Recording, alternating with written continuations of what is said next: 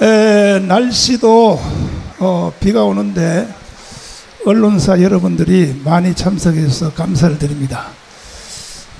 기자회견 전문을 제가 말씀을 먼저 드리겠습니다. 대한민국은 북한으로 넘어가게 되어 있습니다. 왜 그러냐?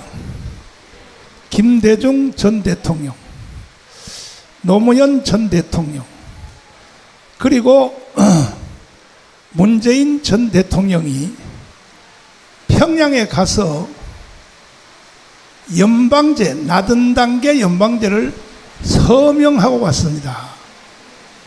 기자 여러분, 이거 아십니까? 그러니까 기자 여러분들이 보니까 대한민국의 구도 전체를 이해를 못하니까 헛소리 하는 거예요, 기자들이. 그러니까 이것을 저는 연방제를 막기 위해서 문재인이가 서명하고 왔기 때문에, 연방제, 낮은 단계 연방제를 서명하고 왔기 때문에 연방제를 만약에 문재인 때 그때 실현하려고 했는데, 만약에 그렇게 되면 일단 내가 종사하는 한국 교회는 다 없어지는 거예요. 아니, 연방제가 되면 한국 교회가 존재할 수 있어요? 북한에 종교가 있어요? 그래서 김대중은 47년도에 남로당에 포섭된 사람입니다. 박헌영한테 포섭된 사람이에요. 그러니까 문재인이가 낮은 단계 연방제를 서명할 수밖에 없는 거야. 왜? 북한의 지시대로 안 하면 안 되는 거예요. 그 다음에 노무현 대통령은 평양 가서 낮은 단계 연방제 서명할 때 NLL, 인천 앞바다 영종도 위에 대청도, 소청도, 연평도, 병영도, 이 전체를 바다 경계선을, 육지의 경계선은 휴전선이라는데, 휴전선. 기자 여러분 잘 아시겠지만은 모르시는 분들은 잘 들으세요, 내 말을. 이미 대한민국 끝났어요. 바다 경계선을 미군들이 일방적으로 땅 따먹게 했다. 이게 노무현의 말입니다. 그래서 바다 경계선은 북한한테 넘겨줘야 된다. 이렇게 발언한 거예요, 이렇게. 그리고 문재인은 서명한 낮은 단계 연방제를 서명하기 위해서 극렬하게 움직였는데, 사실은 그때에 대한민국은 연방제로 갔어야 되는 거예요. 그러나 나는 이 문재인의 이 발언, 특별히 평창 동계올림픽에서 한번 보세요. 문재인이가 이게 간첩인가 아닌지 한번 들어봐 주세요. 평창 동계올림픽에서 뭐라고 발언했는가. 기자 여러분 제발 좀 나에 대해서 비판하지 말고 이런 구도를 전체를 이해를 하시라고. 대한민국 끝났다니까요. 지금 들어봐 주세요. 제가 존경하는 한국의 사상가 신명복 선생은, 제가 존경하는 한국의 사상가 신명복 선생은, 내가 존경하는 한국의 사상가 신명복 선생이라 그랬어요. 신명복은 어떤 사람이냐? 통역당 사건으로 체포돼 가지고 1심에서는 사형, 2심에서는 무기징역으로 감형을 받아서 20년 동안 감옥살이하고 나온 사람이에요. 근데 이것을 한국의 사상가 신명복 선생을 존경한다고 그러잖아요, 문재인이가. 문재인은 간첩이에요, 간첩. 지금도 간첩이에요, 지금도. 문재인은요, 태어난 출생지도 다 속고 있어요. 원래 함경도에서 태어났어요, 문재인은. 그런데 내가 이렇게 타격을 하니까, 그 다음에요, 제주도 4.3 사건에서 발언한 거 보세요. 문재인이가 뭐라고 했는가. 그러니까 대한민국은 끝났다 이 말이에요. 지금 다시 이재명의 세상으로 돌아온 게 아니라 문재인의 세상으로 다시 돌아왔어요. 이번에 조국하고 윤미향하고 그거 다 문재인의 지시로 사면 복권한 겁니다. 이재명은 자기가 정치적 부담 때문에 사면 복권할 수가 없어요. 문재인이가 압력 넣어서 한 거, 문재인이가 청구했다는 말 다 나오잖아요, 거기에. 예? 제주도 4.3 사건 가서 뭐라고 말하는가 한번 보세요. 이게 본정신인가? 들어보세요. 누구보다 먼저 꿈을 꾸었다는 이유로 제주는 처참한 죽음과 마주했고, 지난날 제주가 꾸었던 꿈이 지금 우리의 꿈입니다. 제주도 4.3 사건은 왜 일어났는가? 50선거를 반대하기 위해서 김달산 이덕구가 일으킨 무장 폭동 사건이야. 그런데 제주도 4.3에 가서 문재인이가 현역 대통령으로서 뭐라고 말했냐? 제주도 4.3 사건의 꿈이 우리의 꿈이라는 거야. 기자 여러분, 제주 4.3 사건의 꿈이 기자 여러분의 꿈이 맞습니까? 대답할 능력도 없으시죠, 기자들이. 이런 공부를 안 하면요, 공부를 안 하면 대한민국의 구도를 모르는 거야. 그래서 이제 연방제 통일을 원래 문재인이가 실행하려고 했는데 나한테 태클에 걸렸어. 가문운동에 걸려가지고 실현을 못해서 문재인은 대통령 말기에 김여정한테 욕을 바가지로 먹었어요. 평창 동계올림픽에서 김여정을 초청했습니다. 그 다음에 또 행정수반 제2인자 김영남, 북한의 행정수반 2인자입니다. 김영남을 초청을 했습니다. 그 둘이 앉혀놓고 내가 가장 존경하는 한국의 사상가 신영복이라고 하니까 일단은 펜스 부통령이요 듣다가 나가버렸어요. 돌아가신 일본의 아베도 중간에 나갔어.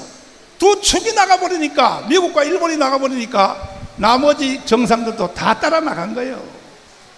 이런 것들을 언론들이 보도를 안 해요. 보도를. 그리고 평창 동계올림픽의 그 행사 끝난 뒤에 청와대로 딱 초청을 해서 누가 김영남하고 김여정을 청와대 문재인의 대통령실에 갔다니까요. 가서 왜 언론들은 그런 걸 왜 비판 안 합니까? 그때 비서실장이 누굽니까? 임종석이에요. 임종석은요 대한민국에 있는 모든 정보 북한에 다 넘긴 주범이야, 주범. 그래서 우리나라 국정원에 문재인 때 국정원, 그 다음에 또 우리나라의 모든 정보들이 북한한테 다 틀린 거예요, 다. 그러니까 대한민국은 이제 이재명이가 지금 이게 연방제 통일을 실현하려고 뭐라고 했어요? 종전협정 몰라요, 기자 여러분? 그 다음에 주한미군 철수. 이재명이가요 대통령 되기 전에 발언한 내용 보세요. 주한미군 철수해야 된다. 찬스가 왔다. 지금 한번 들어보세요.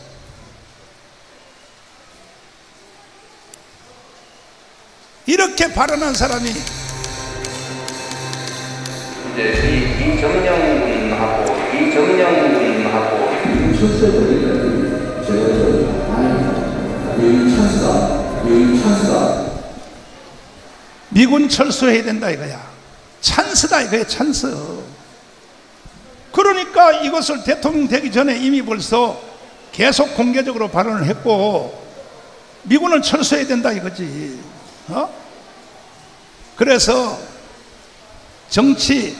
정치가들, 여의도에 있는 국민의힘 정당까지도 다 포섭된 거야. 특별히 한동훈 계열 포섭돼서 대한민국은 끝장나게 돼 있어요. 완전히 넘어가게 돼 있어요, 북한으로. 종전협정 하겠다. 종전협정 하면 어떻게 돼요? 주한미군 철수해야 돼요. 연합세 해체, 그리고 6.25 때 도우려고 왔던 16개국 유엔사 그거 다 해체되는 거예요. 이걸 지금 시행하려고 계속 이재명이가 떠들어대는 거야. 응? 기자 여러분, 대한민국을 살려주십시오. 대한민국은 3대 좌파 대통령에 의해서 이미 끝장나 버렸어요. 아니, 주한미군 철수하면 되겠어요?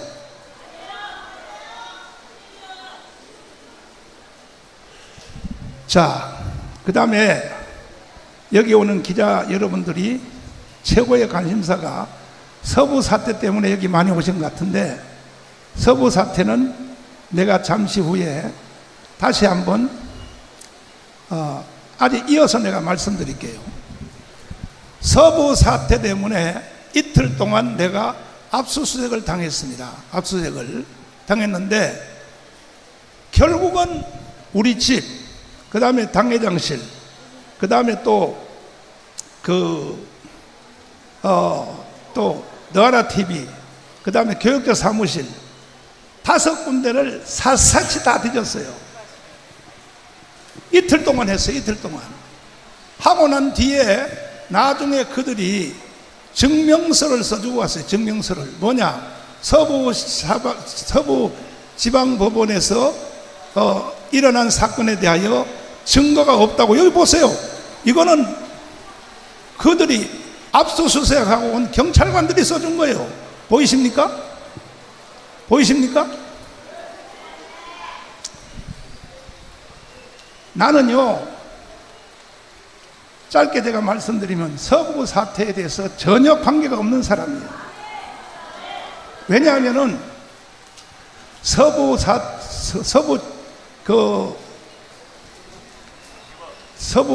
법원의 사건은 우리는 윤석열 대통령이 거기 증인으로 온다는 말을 듣고 우리가 윤석열 대통령을 응원하기 위해서 우리가 공덕동으로 간다. 그래서 갔습니다. 근데 지금 또 경찰관들이 자꾸 기자들 여러분에게 흘리는데 불법 모임이다, 불법 집회다. 우리는요 집회 신고 다 해놨어요. 공덕동에다가. 그 다음에 이동하는 것이 불법이다. 이동하는 것은요 경찰들이 다 도와줘서 경찰의 지도하에서 3km입니다. 3km. 광화문에서 공덕동까지 3km입니다. 3.3km 정도밖에 안 됩니다. 그래서 경찰의 지도에 따라서 이동을 한 겁니다. 불법은 하나도 없어요. 나는 광화문운동 7년 하면서 사건 사고라 하나도 없었습니다. 이것도 기록입니다. 기록. 한국 집회에. 근데 만약에 민노총들이 집회할 때 보세요. 항상 사고 치잖아요. 경찰관들 둘겨 패고 말이야. 난동을 부리고. 우리는 그렇게 안 해요. 우리는요 내가 계속 집회 광화문 7년 하면서 절대로 사건 사고 일으키지 말아라. 경찰들의 지도를 잘 받으라. 이렇게 해서 우리는 집회를 7년을 해온 겁니다. 서부 지방법원의 집회도 마찬가지입니다. 끝나는 시간이 8시에 끝났어요. 8시에. 나는 왜 빨리 끝났느냐. 그리고 나는 거기에 연설할 때 5분도 연설 안 했어요. 왜냐하면은 그리고 연설하고 난 바로 왔어요. 집에. 왜냐하면 나는 그 다음날 트럼프 대통령의 일반 초청이 아닙니다. VIP입니다. VIP 초청으로 트럼프 대통령의 취임식에 내가 가야 됩니다. 그래서 나는 짧게 연설하고 왔고, 그리고 내가 신혜식 대표님한테 물어봤더니 그 후에는 신혜식 대표님이 다 진행을 했으니까 몇 시에 끝나니까 7시 반에 끝났다는 거야. 7시 반에. 그리고 그 영상을 여기에 지금 다 찍혀 있어요. 영상 한번 들어봐 주세요. 뭐라고 써있는가 보세요. 자, 가는 길이 바로 요 무대 뒤에 요 길로 쭉 따라 올라가시면 됩니다.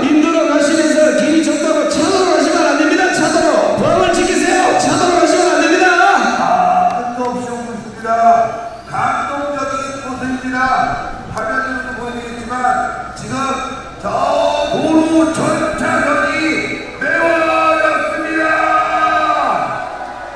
어마어마한 애국 시민이 지금 이 서부지방법원으로 모여들고 있습니다. 우리는 법을 지켜가면서 집회 신고를 해서 강력하게 저항하면 우리는 이길 수가 있다는 것입니다.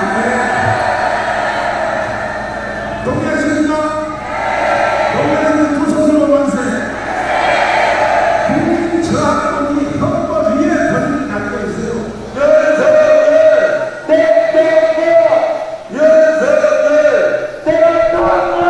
지금 좌파 프락지들이 들어와서 법원 담을 넘어가서 불법이 아니다 이러면서 선동질을 해갖고 인구가 담을 넘어가고 또 문제가 됐나 보죠.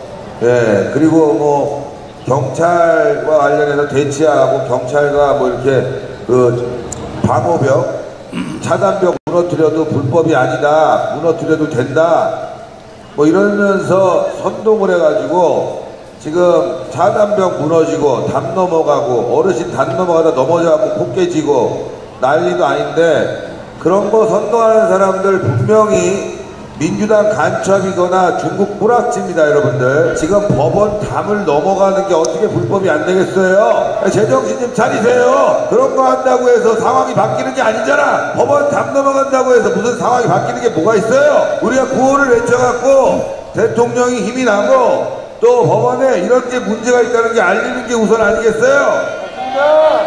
또 뒷문 열라고 해갖고 사람들 몰려가서 압사당할 뻔했잖아요. 그 사람들이 그냥 수십 명 수백 명이 달라붙어 갖고 앞에 있는 분이 질식해갖고 또 사고 날 뻔했잖아요. 여러분들 지금 이거 이태원 참사처럼 몰고 가려고 하는 세력이 있단 말이야. 좀 제발 이성을 가지고 집회를 합시다. 예, 이성을 가지고. 그리고 잠시 후면은 대통령이 이제 재판 마치고 그리고 이제 퇴정합니다. 다시 서울구치소로 가실 텐데 심사 종료했다고 합니다. 대통령 나가면 우리가 격려하고 환호하고 한남동으로 가서 대기하든지 구치소로 가서 대기하든지 두 군데 다 지금 집회 신고가 돼 있으니까 거기서 우리가 대기를 해야 되겠죠? 예. 중요한 거는 사고가 나지 말아야죠. 예. 절대적으로 속지 마시고 일부 유튜버의 개새끼들 책임 안 지는 선동하고 있는데 자기는 뒤에 빠져서 영상이나 찍고 사람들 선동하는 개새끼들 조심하세요. 여러분들 그런 새끼들이 분탕이에요. 여러분들 자, 대통령에게 힘이 나라고 우리 박수 쳐줍시다. 박수가 아니라 함성.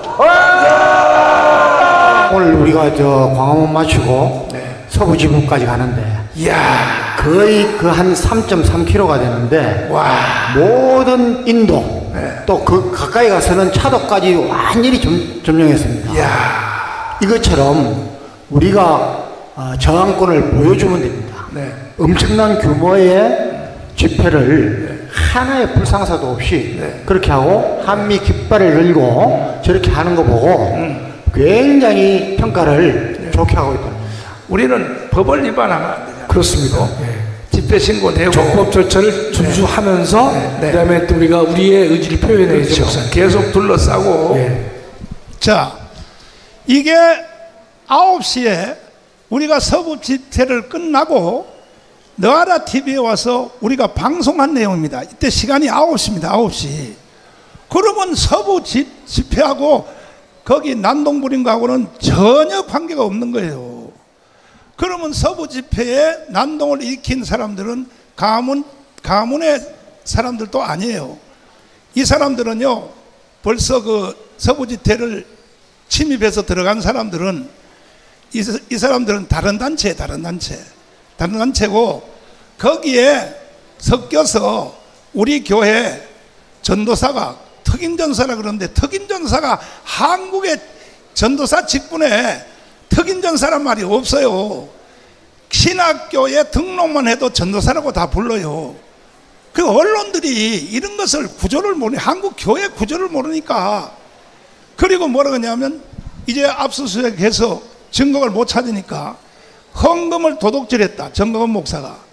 나는요, 헌금을 도둑질한 적도 없지만 내가 서울구치소에 3번 구속됐을 때 내가 그 같은 동료 죄수들한테 물어봤어요. 벌써 5년 전이죠. 7년 전인가. 근데 옥바라지를 누가 하십니까? 물어보니까 저는 하는 사람 없습니다. 그래서 내가 불쌍해서 구치소에 그 같은 재수 동료들한테 사실은 그 후에 내가 나온 뒤에 영치금을 보내줬어요. 영치금을. 왜? 영치금이 없는 사람은요 굉장히 힘들어요. 그 다음에 그 전부터도 나는 저 원로 목사님들을 1000명을 초청해서 한 사람당 100만 원씩 바로 이 자리에서 이 주차장 이 자리에서 그래서 왔는데 초청해서 100만 원씩 내가 줬는데 그랬더니 1200명이 왔어요. 12억이 나갔어. 12억. 그 다음에 그랬더니 또 장로님들이 왜 목회는 뭐 목사만 했냐? 장로들도 했지. 같이 협력했지. 장로들한테는 왜 안 주냐 그래서 장로들이 또 왔어요. 2000명 넘게 왔어요. 2000명. 그래서 장로들한테 50만 원씩 또 다 줬어요. 그것만 해도요 거의 25억이 나갔어요. 이런 것에 대해서 언론들이 나한테 잘한다고 어려운 원로 목사님들은 뭐냐?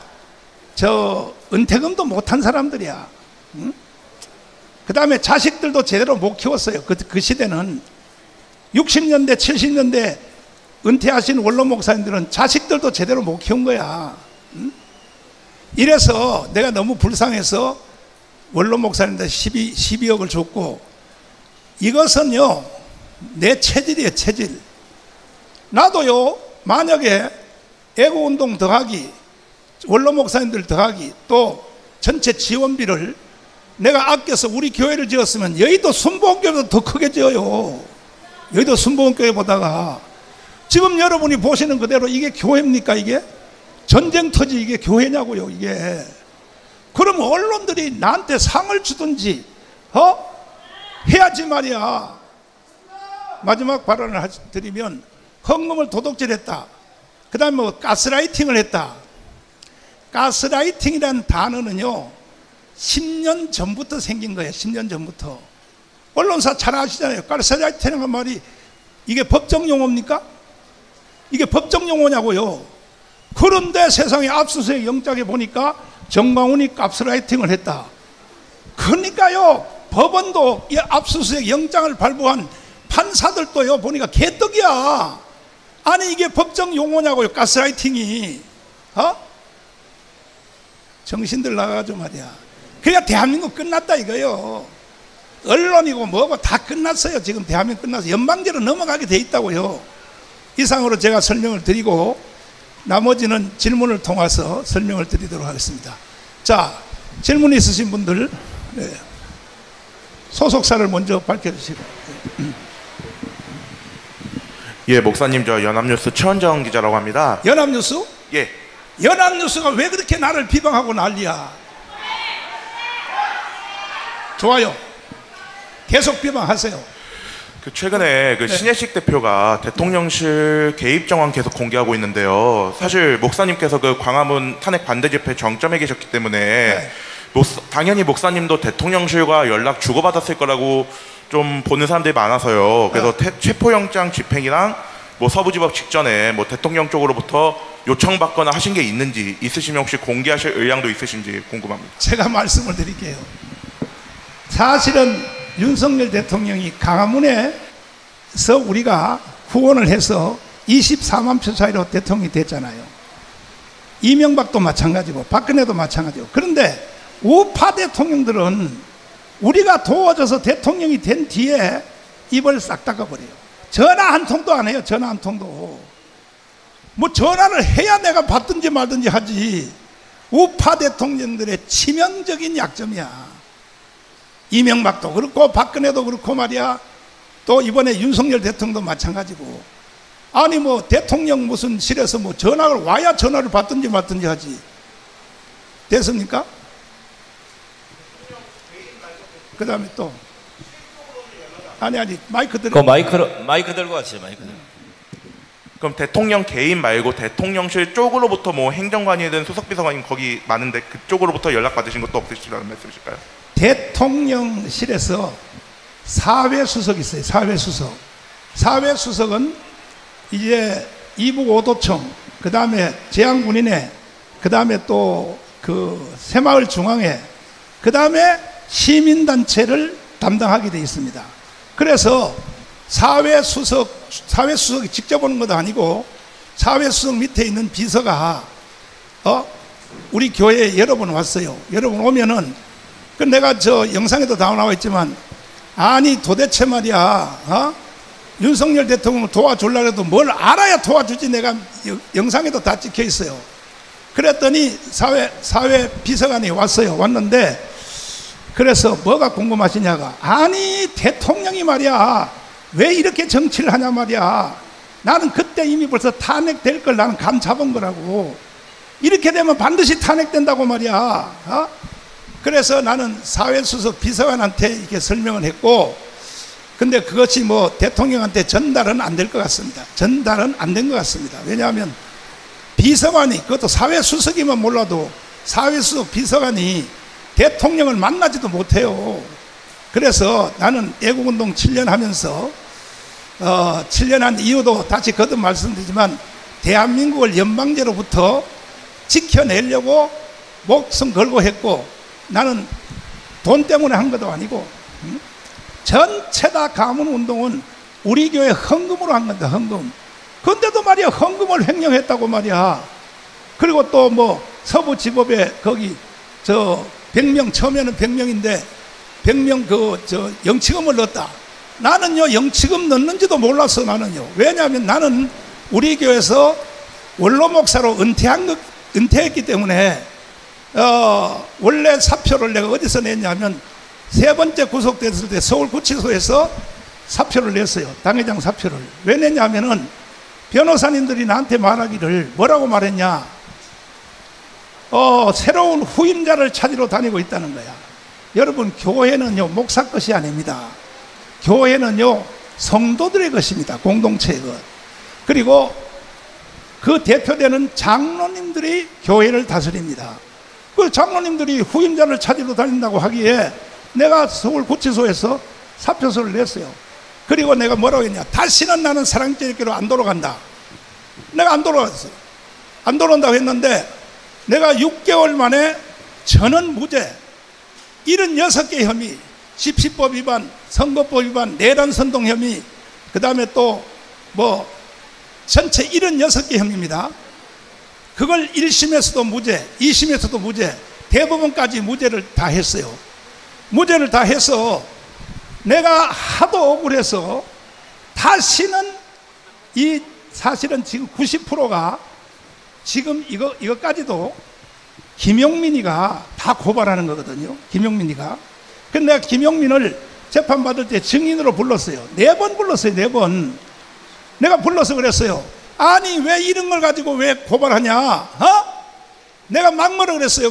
내가 재판관한테 허락을 받고, 재판관님 이 증인한테, 김용민한테 나도 한마디 해도 되겠습니까? 내가 해보라 그러는 거야. 아니 왜 나를 고발하고 말이야 그러냐? 그랬더니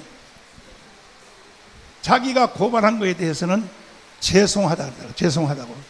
그래서 내가 벌떡 일어나면서 됐어, 난 다 용서했어, 김용민을 다 용서했어. 그래 놓고도요 지금도 또 고발하고 있어요. 김용민이가. 김용민 고발 때문에 내가 앞으로 또 조사받아야 될 것이 또 서너 개 넘어요 또. 그러니까 내가 그래서 하도 억울해서 76개 혐의가 다 무죄 받아서 나와서 내가 조중동에다가 광고를 냈어요. 광고를. 다시는 이런 사건으로 고발하지 마라. 보세요. 자 보세요. 이거요 조중동에다 전면 광고를 사가지고 이거 보세요. 거의 1억을 들여서 광고를 냈단 말이에요. 왜? 다시는, 여기 보세요. 정광훈 목사 전부 무죄, 판결의 시대적 의미. 그러면 언론들이라도 나를 고발하지 말아야 될 거 아닙니까? 이거 보면 모릅니까? 이걸 보면 이런 사건으로 절대 나를 고발하지 말으라고 조중동에다 광고까지 냈다고요. 근데 언론사들이 왜 나를 타격하고 왜 내 난리냐 말이야. 내 언론사들 다 고발할 거예요. 앞으로 계속 허위 보도를 하면은. 네. 그 다음에 또 다시 또 질문하고 있어요. 자, 다음 분.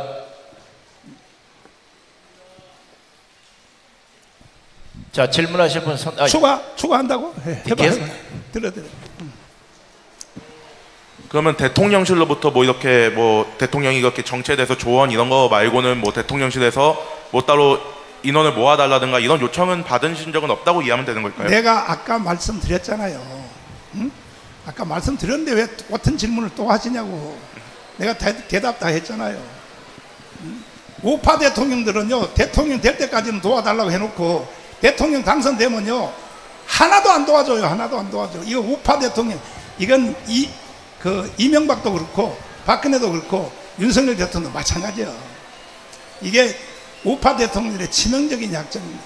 자, 다른 질문. 자, 다음 질문하실 분. 이쪽에. 소속사를 먼저 설명하시죠. 저 MBN 황지원 기자입니다. MBN? 네. 어제 통화도 했는데 오셨구나. 네. 휴대전화를 규칙적으로 바꾸신다고 목사님께서 말씀을 해주셨는데 네. 그러면 압수수색 2주 전쯤에 휴대폰이 바뀐 것도 사실이 맞나요? 2주 전에? 네. 2주 전이 아니고 내가 하도 압수수색을 많이 당해가지고 압수수색을 당해서 3개월 이상 내가 핸드폰을 사용 안 해요. 왜냐하면 전부 공격 목표가 정강훈이니까. 일단은 이재명 대통령을 윤석열 대통령이 서울주식에 가둬놨잖아요. 지금 현재도 갇혀 있고. 그 다음에는 뭐냐, 저는요 모 정보기관으로부터 내가 어느 정보기관하고 말을 했더니 막 날 보고 왜 정보를 공개했냐 그러더라고요. 그래서 모 정보기관으로부터 저한테 연락이 왔어요. 정강훈 목사를 체포하여 마취를 시켜 반잠수정으로 북한으로 보내라. 이게 바로 그 암호를 해독한 내용입니다. 암호를. 그러니까 북한이요 얼마나 나를 노리고 있다는 것을 잘 알아야 됩니다. 이것을 도와줘야 될 사람들이 누굽니까? 언론사 여러분들이 나를 도와줘야지요.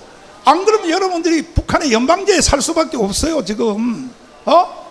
그런데 그래서 내가 그 요원이 10시에 찾아왔어요. 찾아와서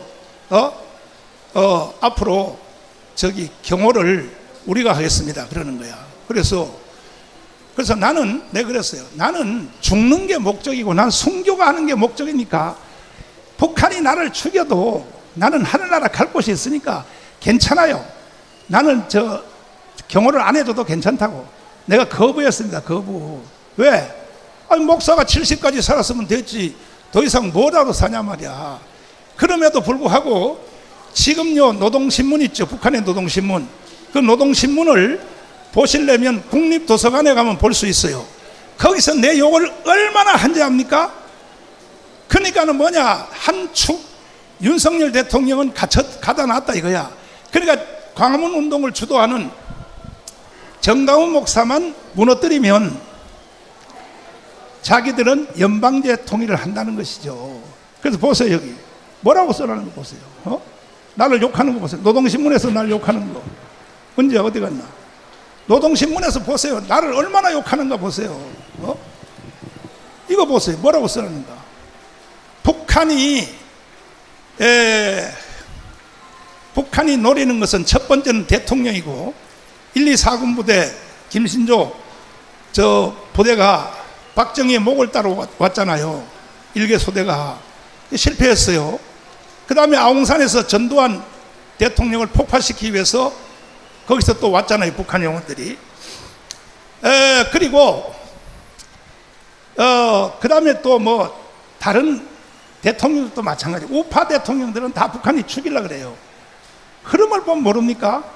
그 다음에는 뭐냐, 가문운동을 주도한 정강훈 목사를 죽이려고 하는 거예요. 노동신문에서 뭐라고 선동하는 거 보세요. 정강훈 목사를 극우 보수 떨거지 정상정하고 마비된 깡패 무리들, 가룟 유다의 무리들이라고 맹비난하고 있다. 정상적 사고가 마비된 깡패 무리들 망동. 오늘 전체 마비된 깡패. 이거 보세요. 나를 비방한 거 한번 보시라고. 여러분도 나같이 한번 비방 당해 보실래요? 북한로부터. 그러니까 대한민국은요 이제 이재명에 의하여 연방제로 넘어가게 돼 있어요. 이재명이가 지금 발언한 거 보세요. 종전협정하겠다. 하하하. 이게 본정신입니까? 종전협정하겠다? 그 종전협정을 하면 어떻게 되냐? 한미연합사가 해체돼요. 평택에 있는 주한미군은 다 나가야 돼요. 다. 기자님들 좀 공부 좀 하시라고. 이재명이가 뭔 말을 하는지. 하루에 한 건씩 사고를 치고 있어요. 지금 하루에 한 건씩. 질문 다시 한번 해보세요. 또 다른 사람. 연합뉴스TV 최주원입니다. 그러니까 압수수색 2주 전도 그렇고 3개월마다 주기적으로 핸드폰을 바꾸신다는 말씀이신 거죠? 왜냐하면 내가 압수수색을 수십 번 받아봤어요. 그렇기 때문에 사실은 이번에도 압수수색하러 왔잖아요. 예고도 없이 왔어요. 새벽 6시에 왔는데 아무 증명이 없는 거야. 서부 사태하고 관계된 아무 내용이 없는 거야. 그래서 그들이 대실망을 하고 돌아갔죠. 그래서 증명서까지 다 띄워주고. 네. 다음. 저 하나만 더 여쭐게요. 네. 그러면 대통령 개인도 아니고 아니 소속사가 어디라 그랬잖아요. 연합뉴스TV 최주원입니다. 대통령 개인도 아니고 대통령실 소속의 시민사회 수석 밑에 있는 비서관이 네. 교회에 왔다고 하신 거잖아요. 그렇지. 교회에 와서 혹시 그렇게 좀 지지자 결집을 요청하거나 그런 멘트를 한 적도 있나요? 이거는 이미 탄핵되기 전에 그분들의 의무가 내가 아까 말했죠. 재향군인회, 새마을 중앙회, 이북 오도청, 그 다음에 시민단체 대표는 나잖아요. 나 강문운동 했으니까 한 달에 한 번씩 순회 방문을 하게 돼 있어요. 이것도 수석이 오는 게 아니고 거기 비서관이 옵니다. 오면 내가 이제 물어보지. 도대체 내가 막 항의를 하지. 윤석열 대통령이 정치를 도대체 어따위로 하냐 말이야. 내가 오히려 항의를 하죠. 항의. 예. 자, 다음 질문 또 누가 하십시오. 물수건 없나? 자, 하나만 더 여쭐게요. 연합뉴스TV 최주원입니다. 연합뉴스가 왜 이렇게 날 욕하고 난리야? 연합뉴스TV 최주원입니다. 말씀드릴 게 사과부터 먼저 해. 신혜식 대표가 계속해서 본인의 행정실, 그러니까 대통령실 행정관하고 나눈 문자나 통화 녹음 같은 것들 신혜식 대표가 계속 제공하고 계시잖아요. 맞죠? 그거는 신혜식 대표한테 물어보세요. 나는 그 자체를 몰라. 네, 그러면 혹시 목사님께서도 핸드폰 같은 것들 이미 제출하실 의향도 있으신지 궁금해서요. 제출 다 했잖아요. 이번에 압수수색 할 때. 왜 같은 질문을 기자님들이 공부를 안 하니까 계속. 자, 연합뉴스 여러분 오셔가지고 계속 주던 다른 분이 못하잖아요. 자, 다른 분들 일단 좀 들어보겠습니다. 네. 자, 질문하실 분. 안녕하세요. 이데일리 방보경 기자입니다. 다름이 아니라 평소에 헌금 같은 건 몇 명이 관리를 하고 있는지 어떤 체계로 관리가 되는지 궁금하고요. 나는 대답을 말씀드리면 나는 이미 은퇴한 목사입니다. 은퇴한 목사니까. 그래서 나는 사표서를 서울구치소에 갇혀 있을 때 내가 사표서를 냈어요. 왜냐하면 장로님들이 후임자를 찾으러 다닌다고 변호사를 통해서 그렇게 연락이 왔어요. 변호사 면접은 하루에 3번도 더 하니까. 그래서 내가 그러면 내가 사표서를 내겠다. 그래서 내가 사표서를 서울구치소에서 벌써 7년 전에 사표서를 냈고 다시는 내가 사랑제일교회를 안 돌아간다고 선언했어요. 그랬더니 내가 6개월 만에 다시 나오니까 장로님들이 나한테 무릎 꿇으면서 목사님 죄송합니다. 목사님 5년 동안 못 나온 줄 알고 후임자를 찾으러 다녔다고. 그래서 그래도 나는 사랑제일교회 안 돌아가. 거부했습니다. 거부했는데 그래서 주일날 설교만 좀 해주세요. 설교 안 하면 사랑제일교회 해체됩니다. 그래서 내가 사랑제일교회를 위해서 내가 사랑제일교회를 개척을 했고 시작을 했고 그 다음에 사랑제일교회 목회를 50년 했습니다. 50년 하고 내가 은퇴하면요 최소한 은퇴비를 30억도 더 받아야 돼요. 은퇴비를 계산하는 법이 있어요. 한국교회 전체가 다. 자기가 헌금한 거에 대해서 10분의 1 이것을 50년 동안 곱하면 은퇴비가 나와요. 그러면 나는 30억도 더 받아야 돼, 은퇴비로. 근데 내가 거부했어요. 나 은퇴비 안 한다. 그래가지고 주일날 설교만 해달라 그래서 주일 설교를 내가 해서 교회 재정부에서 나한테 한 달에 2천만 원씩을 줘요. 2천만 원. 그 2천만 원 가지고 내가 뭐 시민단체도 지원하고 가문 운동하는 사람도 지원하고 그 다음에 또 뭐 다 지원하고 뭐 2천만 원 가지고 내가 차고 쓰고 남으니까 그래서 오늘까지 가문 운동을 계속 이끌어 온 겁니다. 네. 다음 질문 있어요. 그럼 목사님이 2천만 원, 한 달에 2천만 원을 좀 온전히 쓰시고 그 다음에 재정부에서 쓰여진 내용은 모른다는 말씀이시죠? 아니 나는 은퇴한 목사니까 재정부가 어떻게 돌아가는지 뭐가 어떻게 하는지 그걸 내가 어떻게 알아. 나는 은퇴 목사 몰라요. 근데 이제 그러니까 기자님들이 한국 교회 구조를 이해를 해야 돼. 은퇴하면요 끝이에요 그걸로. 그래서 나는 설교만 해달라 그래서 지금도 설교하고 내가 한 달에 2천만 원씩 설교한다. 그것도 내가 달라 그런 것도 아니에요. 그냥 재정부에서 2천만 원씩 주는 거야. 그것으로 지금 애국운동을 계속하고 있는 것입니다. 예. 그럼 혹시 재정부에서 2천만 원씩 그 목사님한테 드리는 거는 다른 유튜버라든지 아니면 지원하는데 좀 개인적으로 사용하시나요? 모든 시민단체, 모든 것은 뭐니 아니고 가문에 나오는 시민단체 거기 이제 첫째로 지원하고 그 다음에 또 유튜브에 대해서도 일부 지원도 하고 그렇게 하는 것이지. 예. 혹시 유튜버 지원 말씀하셨는데 뭐 지원 기준이 뭔지 그리고 몇 명 정도한테 개인적으로 지원을 하고 계신지 가문의 운동에 나오는 유튜브만 그것도 뭐 10만 원 내지 20만 원 줘요. 예, 10만 내지 20만 원 주지 많이 줄 수도 없어. 돈도 없는데 어떻게 많이 줘.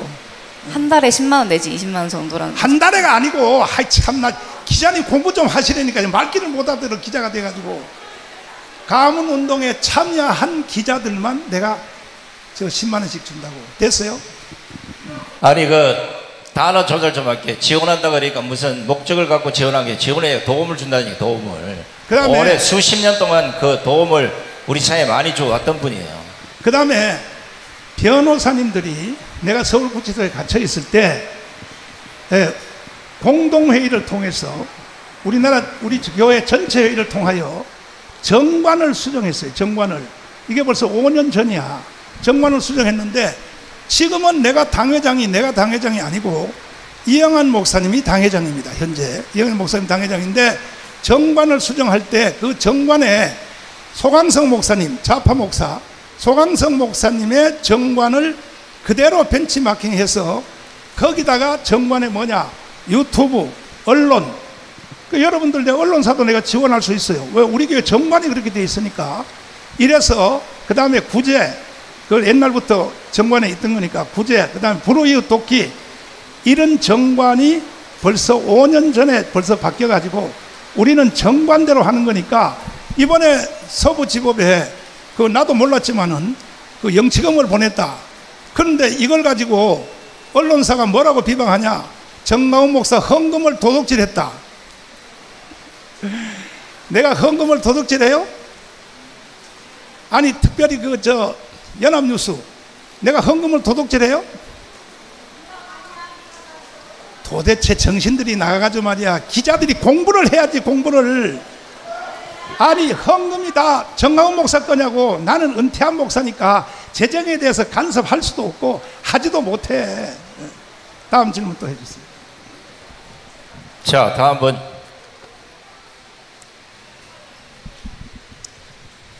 질문 없습니까? 연합뉴스만. 아니 저 같은 분이 계속 하지 말고 다른 분 해봐요. 안 했던 분에게 기회를 좀 주십시오. 다른 분 없어요?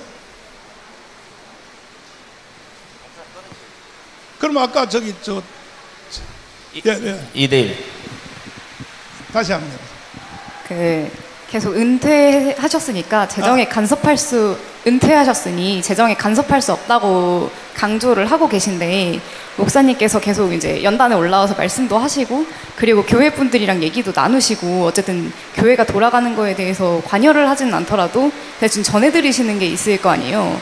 어쨌든 그 목사님이 사랑제일교회의 약간 대표격으로 되어 있기도 하고 저는 아무 정보도 모르는 거는 조금 어폐라고 생각을 해서 다시 한번 좀 여쭙니다.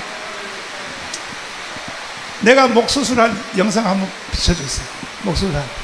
나는요 벌써 7년 전에 이 목에다가 수술을 해가지고 지금 설교하는 시간, 그 다음에 또 강문에 가서 애국 설교, 애국 연설하는 시간도 나는요 10분 이상 못해요. 왜?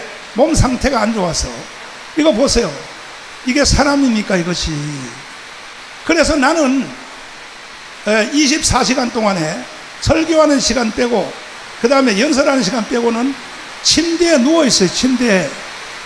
내가 활동을 할 수가 없어요. 이거 보세요. 이거 지금 보세요. 쇠를 박아놨잖아요 목에다가. 그럼 난 지금도 목을 앞으로 못 숙여요. 앞으로.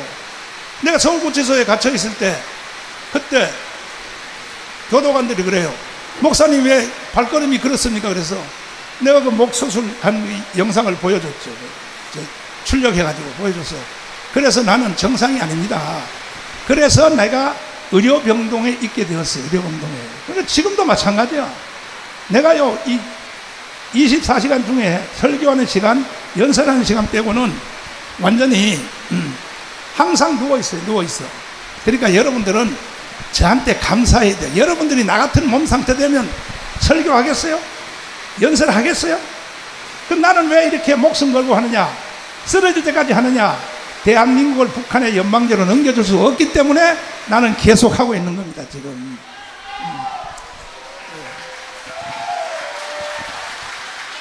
또 다른 질문. 이왕 기자? 네. 마이크 여기 있어요. 예, 뉴스의 이광원 부도국장인데요.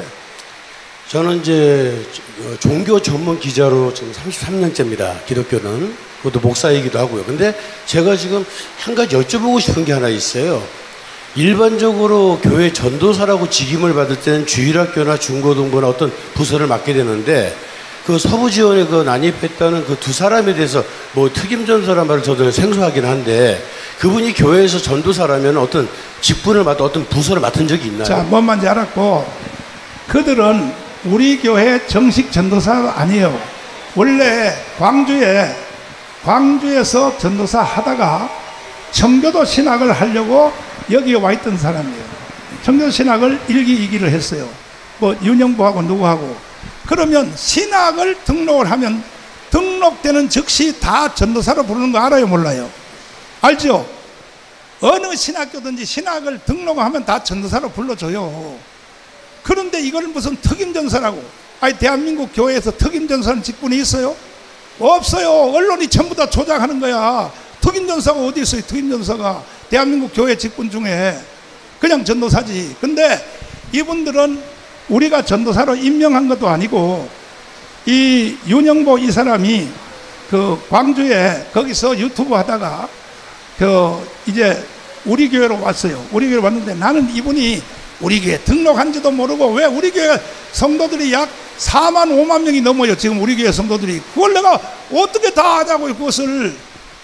그리고 난 또 은퇴한 목사인데 뭐 그냥 지나가다가 이 주차장에 나오다가 인사하면 그냥 할렐루야 하고 내가 인사만 받지.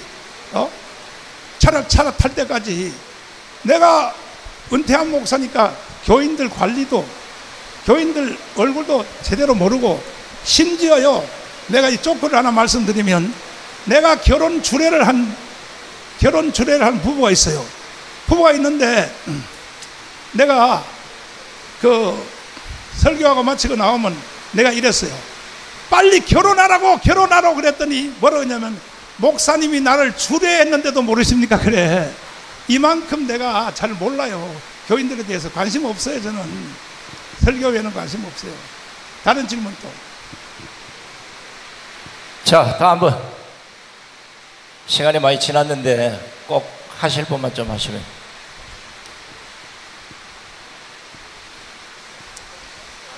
그래, 하나만 더 얘기해.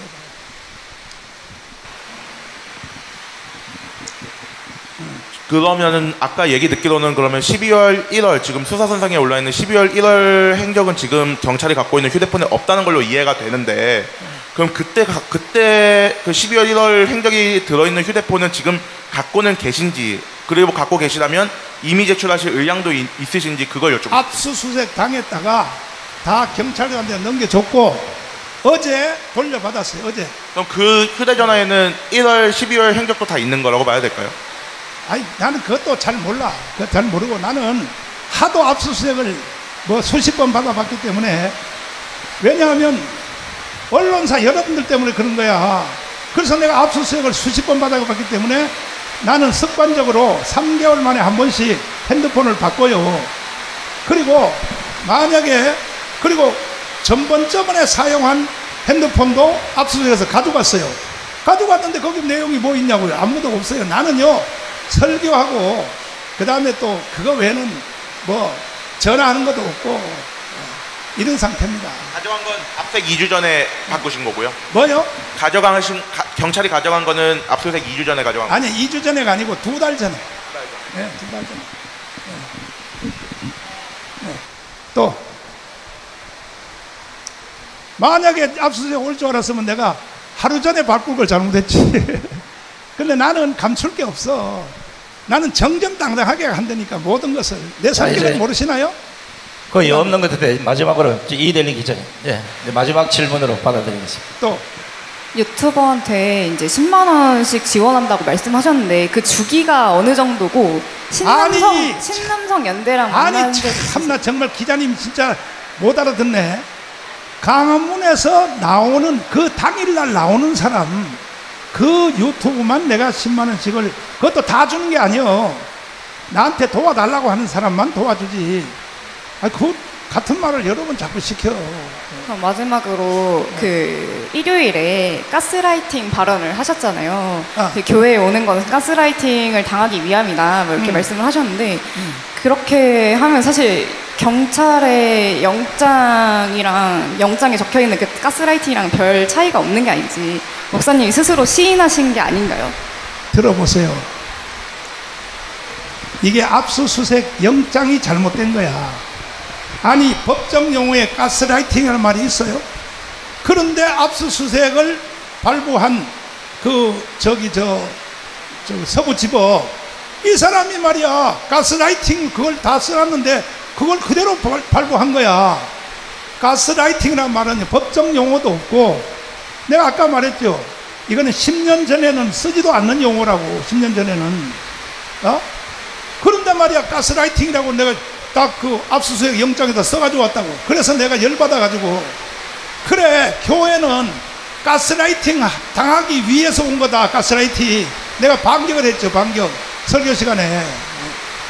무슨 가스라이팅이야. 가스라이팅은 교회는요, 이걸 교회 용어로 말하면 뭐냐, 은혜 받으려고 오는 겁니다. 은혜 받으려고 오는 것이 그걸 가스라이팅 한다고 그래요? 네, 그래서 역발상으로 내가 공격한 거야. 그래, 여러분 다 오늘 나한테 가스라이팅 당하세요. 정말 참나 정말. 교인들한테 그만큼 영향을 미치고 있다는 걸 말씀하신 게 아니라 은혜를 에둘러서 가스라이팅이라고 말씀하신 거라고요? 자, 기자님, 우리 교회로 오세요. 우리 교회 다녀. 그리고 내 설교 좀 들으라고. 내 설교 들으면 이게 비속어 가스라이팅 했다는 것이 왜 이것이 이해가 되냐 하면은, 우리 교회에 오신 분들은요, 내 설교에 은혜 받고 오는 거야. 이걸 가스라이팅이라 그러면 안 돼. 은혜라 그래야 돼. 은혜 받기 위해서 오는데, 지금 우리 교회가 성도들이 4만 내지 5만 명이 넘어요. 우리 교회가. 교회도 없는 교회에서 보세요. 주차장에서 다 예배드리고 말이야, 체육관에서 예배드리고 말이야, 이렇게 예배드리는데 그 사람들이 여기 왜 오겠어요? 내 설교에 감동 강화를 받고 오는 겁니다. 자, 됐어요? 없어요 이제? 자, 그러면 저도 한 가지 여러분에게 부탁드리겠습니다. 틀림없이 지금 여기 오신 YTN 종편, 그 다음에 그 공중파 이 사람들은 가서 또 이렇게 보도할 겁니다. 내가 미리 경고하는 거야. 정광훈이 기자회견한 걸 봤더니 소리만 지르더라. 당신들 내가 북한으로 다 연방제로 보내버릴 거야. 차라리. 대한민국이 무너진 것은 정치가들 때문에 무너졌고, 두 번째는 뭐냐? 언론 때문에 무너진 거예요. 언론 때문에. 언론들이 공부도 안 하고 말이야. 전부 다 정교조교육을 받아가지고 말이야. 옛날에 기자들, 3, 4년 전에 기자들은요, 안 그랬어요. 안 그랬어. 그렇지 않았단 말이야. 자, 이것으로 그러면 요거 하나만 좀 설명을 좀 돼. 말씀하세요. 자, 목사님이 왜 그 언론 얘기를 자꾸 하냐 이러면 제가 이 증거를 한번 보여드릴 테니까 아마 여기 계신 분들 본인이 보도했던 사항이 나올 수가 있어요. 서부지법 사태 주범이 누군지 1월 26일자 대한민국 전체 언론이 이렇게 보도했습니다. 오늘 연합뉴스 나오셨는데, 자, 계속 넘겨봐요. 계속 넘겨봐요. 또 넘겨봐요. 자, 여기 지금 제일 아래쪽에 보십시오. 이 김영은 기자가 쓴 겁니다. 똑바로 보십시오. 서부지법 폭력 집단 난동 사태 수일 전부터 윤석열 대통령 지지자들이 온라인에서 구체적 계획을 사전 공모하고 실행에 옮긴 정황이 확인됐다고 했어요. 확인됐다. 연합뉴스가 이렇게 확인이 됐다고 보도를 했잖아요. 여기에 대한 책임을 져야 되는 거 아닙니까? 이게 확인이 됐다고, 의문이 된다, 뭐 예를 들어 그랬을 것이다 이름 모르겠지만 확인됐다고 했어요. 주범이 확인됐다고 연합뉴스가 이 3번 보도를 했다고. 이래놓고 이제 와서 경찰이 정광훈 목사님을 엮으려 하니까 또 다른 주범을 찾아서 엮으려 하면 언론이 그래서 안 되는 거예요. 서부지법과 아무 관계없는 사람들을 엮어서 1월 26일자 대한민국 전체 언론이 똑같이 보도를 했잖아요.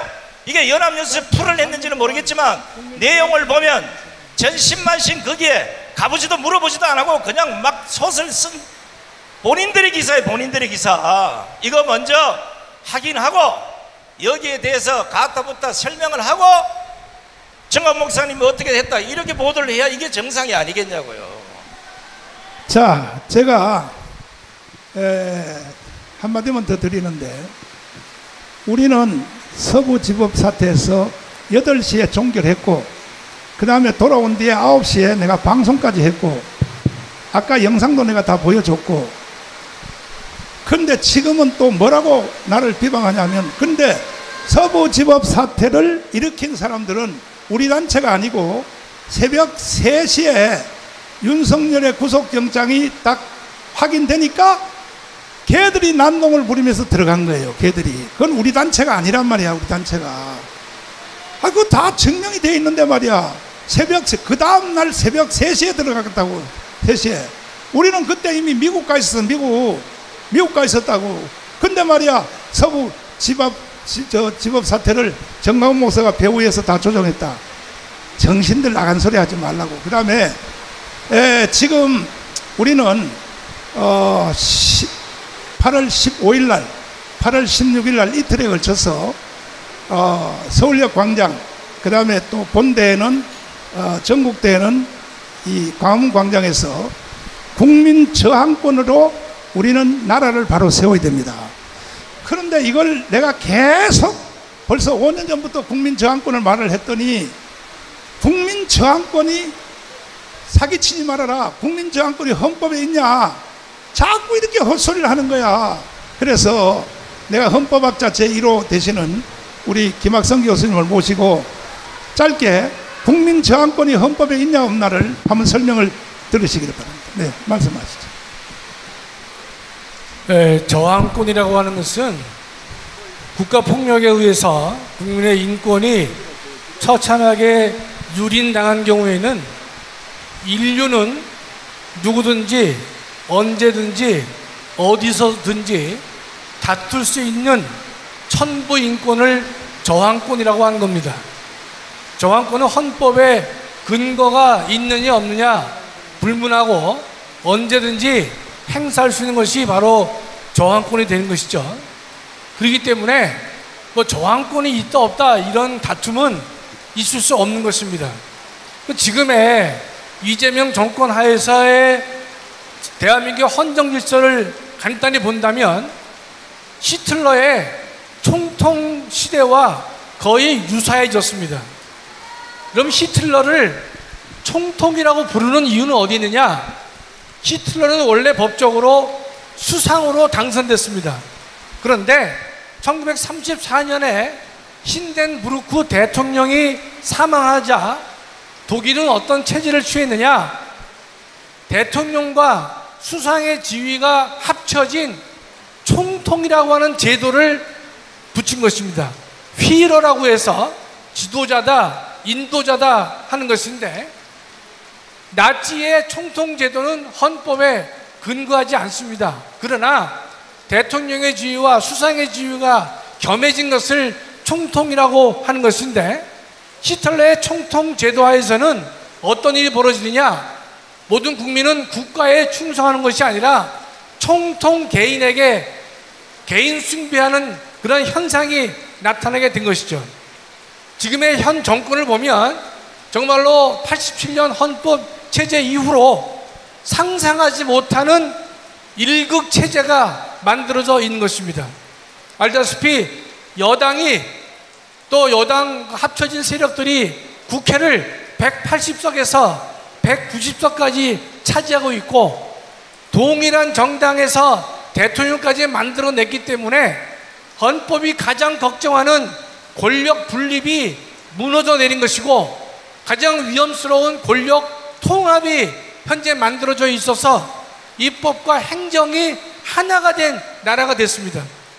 결국 하나가 되다 보니까 국민의 자유와 권리는 없어지게 되는 것이고, 하나가 됐기 때문에 사법부, 검찰, 경찰, 감사원 모두 제 기능을 담당하지 못하고, 지금의 3대 특검도 보면 올바른 것을 밝혀내는 경쟁이 아니라 이재명 일극 체제에 누가 더 잘 보일 것이냐, 충성 경쟁하는 체제로 이 나라가 전락되어 있다, 이런 뜻입니다. 그렇다면 지금의 총통 체제 하에서, 일극 체제 하에서 모든 국가 권력이 잠자고 있는 이 시점에 마지막 저항 세력은 국민밖에 없는 것입니다. 그렇다면 대한민국 국민들은 이 잘못돼 가고 있는 부도덕하고 부정의한 국가 권력에 의해서 나라가 망하게 될 것이고, 또 인권이 유린되고 있다면 이와 같은 파괴된 헌정 질서를 회복하기 위해서는 하늘이 부여한 저항권을 가지고 나라를 지키고 교회를 바로 세워야 될 것이다.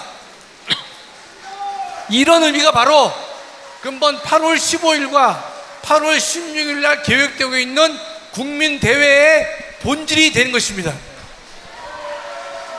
남은 권력은, 남은 세력은 광화문 애국 세력밖에 없는 것이고, 목숨 걸고 나라와 국가를 지키는 세력이 바로 광화문 애국 세력이요 사랑제일교회 교인이 되는 것이고, 가장 선도에 전광훈 목사님이 계시기 때문에 그를 중심으로 해서 다시 한번 2019년에 문재인 정권을 무너뜨리기 위해서 목사님이 나선 바로 그 발자취를 다시 한번 우리가 따라서 총통 독재로 전락해 있는 대한민국의 헌정 질서를 회복하기 위해서 8.15와 8.16 대회를 계획하고 있는 것입니다. 우리 모두 나라를 살리고 국가를 살리는 이 일에 함께 동참해 주시기를 간절히 부탁드립니다. 감사합니다. 자, 밖에 비가 많이 오는데 아마 우리 기자분들이 집회에 대해서 집회 여기에 대해서 아마 기성정결을 아마 잘 모르는 것 같아요. 보도하는 내용을 보면 그래요. 집회가 이래 됐습니다.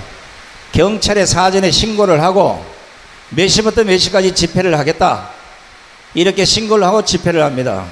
그런데 집회가 신고된 시간을 넘어서게 되면 불법 집회라고 경찰이 사전 경고를 하고 그 집회를 못하게 합니다. 자, 그렇다면 서부지법 거기에 광화문 집회를 끝내고 갔던 분들이 8시 반에 집회 해산 명령을 내리고 흩어졌습니다. 집회 해산 명령을 내렸다는 것은 집행부에서 관리하고 감독하고 책임을 져야 될 모든 건 다 끝났다는 거예요. 해산 명령을 내리면 그 이후부터는 경찰이 관리를 해야 됩니다. 그런데 새벽 3시에 그런 사건이 터질 때까지 경찰은 도대체 뭐 하다가 이제 와서 엉뚱한 사람들에게 책임을 묻는 겁니까? 이걸 잘 아셔야 돼요. 집회가 그냥 뭐 아무 때나 그냥 밤새도록 하는 게 아니라 정해진 시간 내에 집회를 할 수 있는 것이고, 그 시간이 넘어서게 되면 해산 명령에 따라서 경찰이 책임을 져야 되는 겁니다. 그거는. 자, 이제 왜 정강훈 목사님과 많은 분들이 광화문 광장에 모여서 자유 대한민국을 부여잡고 왜 그렇게 소리를 치는지, 평생을 군에서 국가를 위해서 희생하다 마지막을 지금 광화문 광장에서 함께 싸우고 계시는 우리 황중성 장군님의 연설을 마지막으로 듣고 오늘 행사를 모두 끝내도록 하겠습니다. 여러분, 제가 딱 5분만 말씀드리겠습니다. 저는 평생을 군인으로 살았습니다. 또 2011년도에 전역할 때도 이제는 내가 사회에서 다른 걸 안 하겠다, 오직 하나님께 충성하겠다고 했습니다. 그런데 지금 애국운동 정강훈 목사님을 뭐 조금 도와드리면서 옆에 있습니다. 여러분, 자, 비스마르크 독일 재상이 이런 말을 했습니다. 역사로부터 교훈을 얻지 못하는 민족은 망하게 돼 있다 그랬습니다. 그리고 어리석은 사람들은 역사로부터 교훈을 받지 않고 자기 경험을 로부터 교훈을 받는다 그랬습니다. 여러분, 우리 기자님들, 저는 우리 젊은 세대한테 정말 호소하고 싶습니다. 여러분, 지금 전 세계에 120여 유엔 가입국 중에 거의 75%, 80%는 자유민주주의 국가입니다. 미국하고 친하거나 미군이 장기적으로 오랫동안 주둔한 그 국가들이 탑10 안에 다 들어야 했습니다. 여러분, 공산주의 다 망했어요. 사회주의 다 망했습니다. 포퓰리즘 다 망했어요. 왜 망하느냐? 공산주의, 사회주의, 포퓰리즘은 독재 국가로 갑니다. 그것이 남미고 그것이 북한입니다. 지금 우리 정치권들 중에 왜 지금 잘 되고 있지 않습니까? 우리 반만년 역사에 5년마다 한 번씩 전쟁으로 우리가 계속해서 당했는데, 여러분, 이시조선 5,000년, 500년 역사만 해도 여러분, 중국은 명나라, 청나라 503년을 우리를 지배했어요. 우리가 속국이었어요. 그런데 중국의 셰셰하는들, 여러분, 우리가 자유통일이 돼도 중국은 우리의 잠재적인 경제국가고, 여러분, 우리가 적대국가입니다. 그런데 중국의 셰세예요. 지금 중국 사람들이 전 세계에 공산주의를 퍼뜨리고 있는 방법이 우리나라에 그대로 지금 다행되고 있는 거예요. 여러분, 우리 기자님들, 가장 완벽한 평화협정이랬던 1973년 베트남 협정도 미군이 나가자마자 베트남이 그냥 1년 반을 못 버티고 그냥 망했습니다. 필리핀이 그렇습니다. 최근에 아프가니스탄이 그렇습니다. 소련마저 미국을 상대하다가 경쟁하다가 주저앉았습니다. 해체됐습니다. 지금 세계 각국에서 가장 꼴찌 국가가 김정은의 북한입니다. 북한을 따르는 정부, 이런 사람들한테 왜 그럽니까? 여러분, 전 세계가 아니라는데 광우병 2008년도 여기 MBC 있습니다. MBC가 광우병을 선동했어요. 그때 선동한 놈들 지금 정치권에 들어가 있어요. 사과했습니까? 속으면 안 됩니다. 사드, 후쿠시마, 오염수, 전 세계가 아니라는데 계속해서 이놈들은 그걸 팔아먹었어요. 나는 우리 정치가 정말 이제 책임지지 않는 놈들은 정치 선출직 국회의원이든 대통령이든 장관이든 하면 안 된다고 봅니다. 여러분, 기업들 다 나가지 않습니까? 예? 왜 거기를 따라갑니까? 우리 젊은 기자님들, 여러분 20, 30년 후에 여러분들이 우리와 같이 살 것 같습니까? 아닙니다. 저는 국가기밀을 누구보다 많이 아는 사람입니다. 망하게 되어 있습니다. 정신 똑바로 차려야 됩니다. 저는 우리 정치가 정말